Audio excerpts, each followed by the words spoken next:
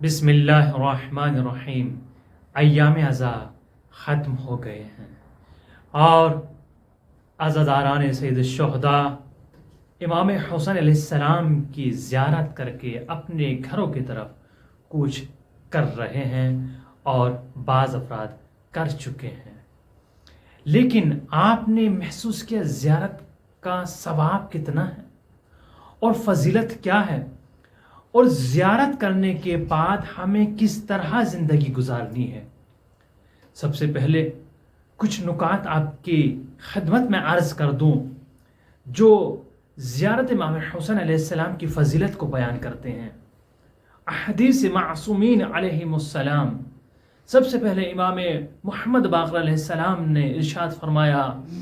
لو یعلم الناس ما فی زیارت قبر الحسین، اگر آپ جان لیتے کہ امام حسین علیہ السلام کی زیارت کا ثواب کیا ہے تو لوگ زیارت امام حسین علیہ السلام کرنے کے لیے اپنی جان قربان کر دیتے ہیں، اور جیسا کہ بعض ممالک میں لوگ اس طریقے سے اپنی جان قربان کر رہے ہیں، زیارت کے لیے آتے ہیں لیکن آتے ضرور ہیں، اپنے گھر واپس نہیں لوٹ پاتے ہیں، اگر لوٹ پاتے ہیں، اگر وہ جاتے ہیں تو جاتا ہے ان کا جنازہ۔ اور دوسری حدیث میں امام جعفر صادق علیہ السلام نے ارشاد فرمایا، جو مالدار افراد ہیں، ثروت مند افراد ہیں، وہ سال میں فی السنۃ مرتین،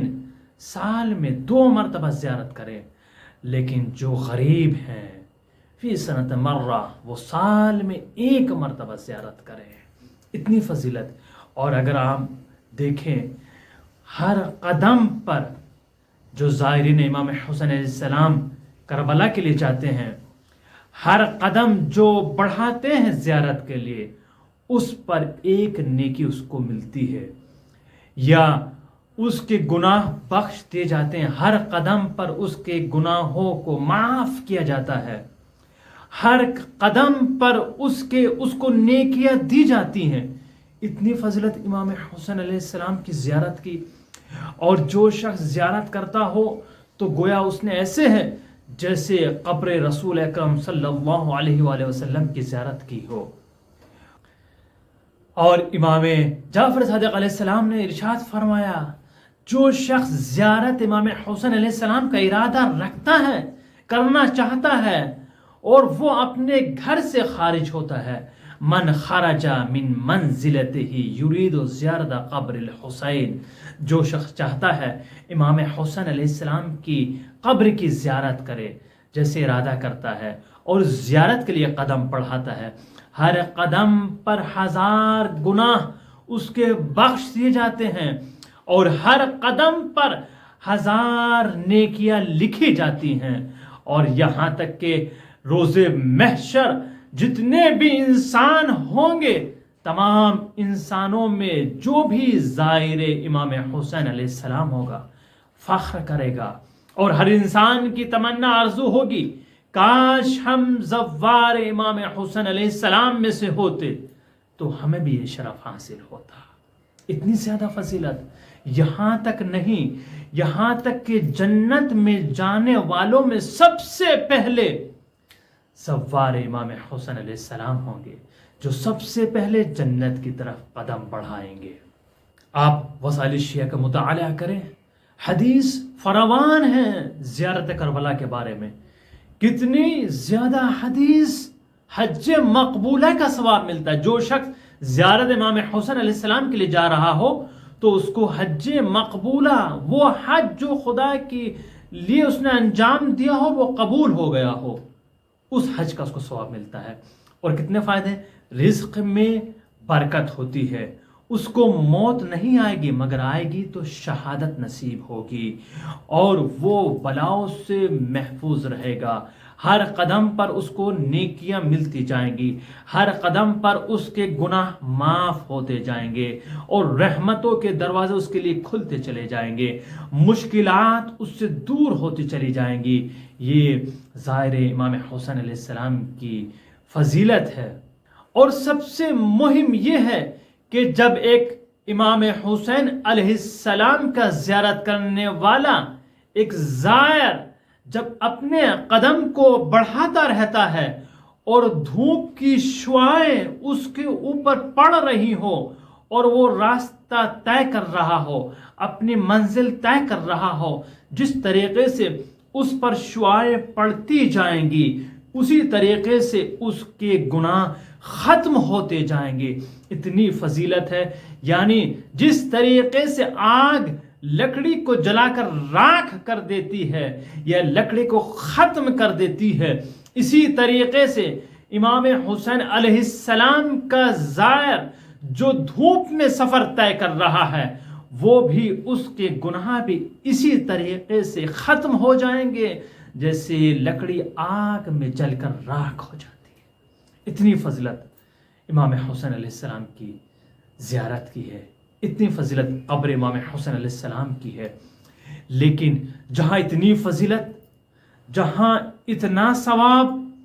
تو ہماری زیارت کیسی ہونی چاہیے؟ ہمیں زیارت کے بعد اپنے آپ کو کیسا رکھنا چاہیے اور ہمارے اندر کون سی تبدیلات آنی چاہیے؟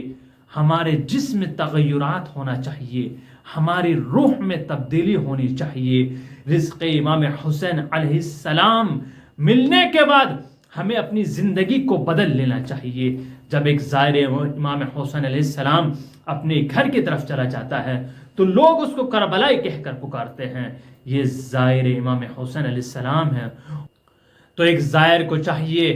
کہ جو گناہ پہلے انجام دیا کرتا تھا اس کو ترک کرے، دوسروں پر اگر ظلم کرتا تھا تو مظلوم کی حمایت کرے اور ظالم کے خلاف قدم بڑھائے، گناہ کرتا تھا گناہ سے پرہیز کرے، یا خلاصہ یہ کہا جائے واجبات کو انجام دے اور حرام چیزوں کو ترک کرے۔ یہ رزق امام حسین علیہ السلام حاصل کرنے کے بعد انسان اس منزل پر پہنچ جاتا ہے کہ عبودیت کے درجے پر فائز ہونا چاہیے، وہ راہ خدا میں صرف قدم بڑھائے، گناہوں سے دور رہے، اختلاف سے دور رہے، معاشرے میں، قوم میں، قبیلے میں اتحاد کی بات کرے، قوم کو متحد کرنے کی کوشش کرے